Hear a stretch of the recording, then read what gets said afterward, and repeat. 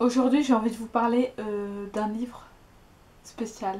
Harry Potter, la magie des films, c'est un très bel ouvrage, une sorte d'encyclopédie d'environ 160 pages sur les 7 premiers films Harry Potter. En effet, cette encyclopédie est sortie avant le dernier film, donc Harry Potter et les reliques de la mort, partie 2, donc il ne le prend pas en compte. J'ai le malheur de vous annoncer que ce livre n'est plus édité, que vous ne pourrez le trouver que d'occasion, parfois à des prix vraiment très élevés, parfois à un prix attractif et intéressant, mais généralement les gens le vendent plus d'une centaine d'euros, voire 500 euros, donc c'est assez fou, étant donné que ce livre est en édition limitée et qu'il n'est plus édité à ce jour. Si jamais vous êtes intéressé pour l'avoir mais que vous n'avez néanmoins pas envie de dépenser 100 euros pour l'avoir ou que vous avez envie de l'avoir en neuf, je vous informe qu'il va être réédité avec une couverture un peu différente qui ressemble plus à celle de Des romans à l'écran. Donc je vais essayer de vous mettre la couverture, la nouvelle couverture de la magie des films quelque part. Mais il va être réédité donc avec quelques compléments, notamment sur le 7e film partie 2. Ce qui est chouette dans ce livre, c'est vraiment qu'il y a des paper props, on appelle ça comme ça. Donc je vais vous en montrer rapidement un. Par exemple, nous avons une affiche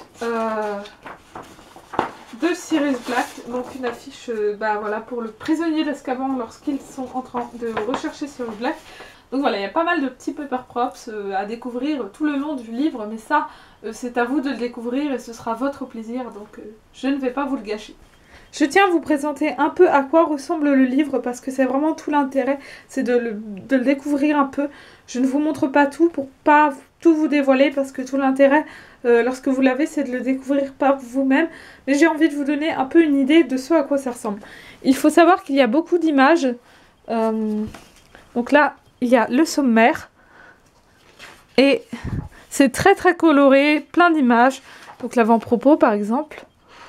Moi j'aime beaucoup, ça fait un style que je trouve assez enfantin personnellement, mais qui est vraiment très sympathique. Il faut savoir que ça se lit plutôt vite au final, étant donné qu'il y a beaucoup d'images. Voilà, je vais vous montrer.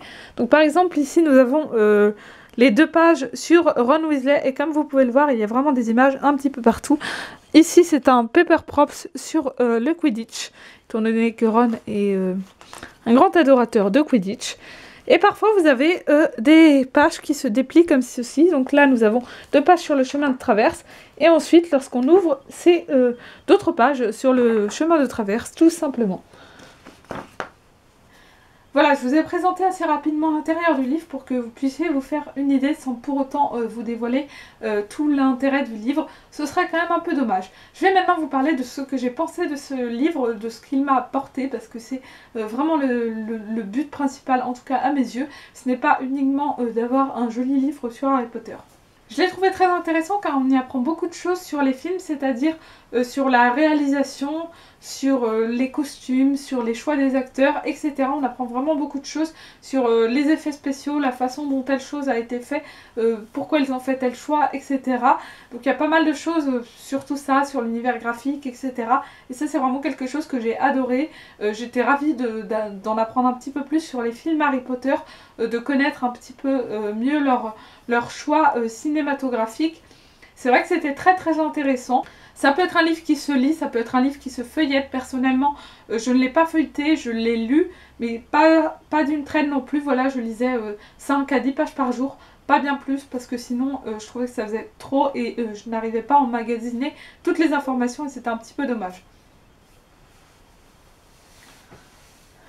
J'ai eu l'impression à plusieurs reprises de lire un magazine en fait, que je lisais quand j'étais adolescente, quand j'avais 14 ans.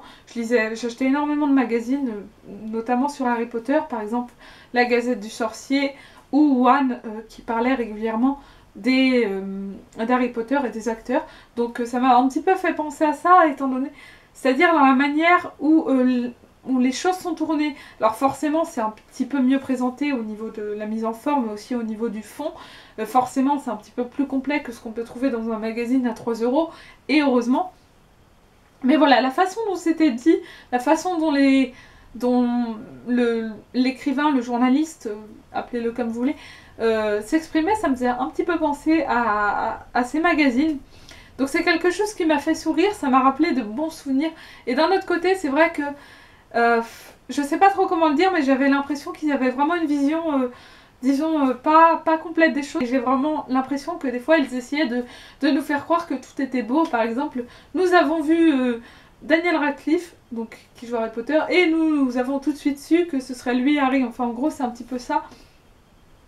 Peut-être que c'est vrai, sauf que c'est quelque chose qui était assez souvent répété dans le livre, et puis moi, ça me faisait m'interroger et me demander si c'était vrai, s'ils essayaient pas un peu de nous faire trop croire que tout était beau et tout, alors que pas forcément.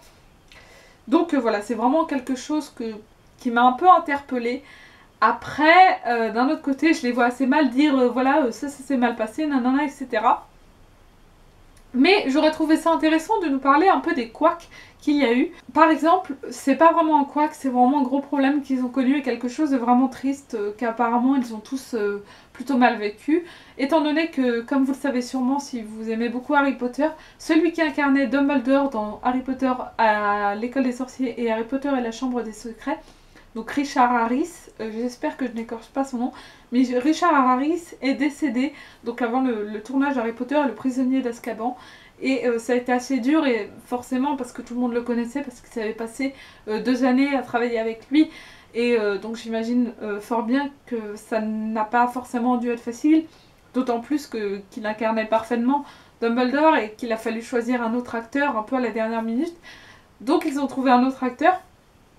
Mais c'est pas forcément de ce genre de couac, puisqu'ils en ont pas... ça c'est pas un couac, c'est quand même quelqu'un qui est décédé, mais je suis un petit peu maladroite là. C'est pas forcément ce genre de choses, mais par exemple, je suis au courant que lors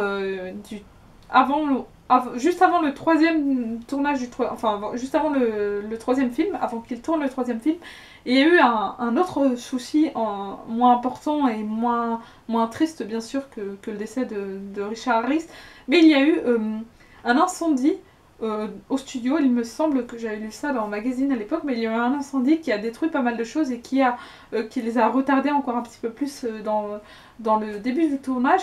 Et ça par exemple, ils en ont pas parlé. Donc après la question que je me pose c'est, est-ce que les journalistes des magazines de l'époque dans lesquels j'avais lu ça disaient entièrement la vérité? Est-ce que c'était si grave? Ou est-ce que ceux qui ont écrit La magie des films ont fait le choix de ne pas en parler? Il y a une vision que je trouve peut-être un petit peu faussée parfois. Par exemple, pour moi, mon avis, j'aime énormément le troisième film, mais le réalisateur du troisième film, Alfonso Cuarón, ne connaissait pas du tout Harry Potter avant, n'avait ni lu les livres ni vu les 2 premiers films, et il a néanmoins accepté, pas aussitôt il est vrai, mais il a néanmoins accepté de les réaliser.